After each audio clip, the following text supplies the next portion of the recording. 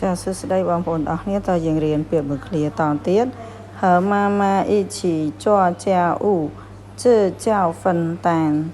ចា和妈妈一起做家务这叫分担បកប្រែថាធ្វើកិច្ចការផ្ទះជាមួយម៉ាក់ហៅថាការចែកបន្ទុកការងារចាហ្នឹងគឺជាមួយเนาะម៉ាម៉ាម្ដាយអ៊ីឈីជាមួយគ្នាចោចៅធ្វើកិច្ចការផ្ទះជើចៅនេះហៅថាហ្វិនតានហ្នឹងមានន័យថាចែកបន្ទុកការងារនៅក្នុងផ្ទះចឹងឬក៏ចែកបន្ទុកអ្វីមួយចឹងគេហៅថាហ្វិនតានហ្នឹងដូចចែកម្រេចចែកបន្ទុកចែកម្លេចទុកលំបាកអីចឹងណាយើងហៅហ្វិនតានចា和妈妈一起做家务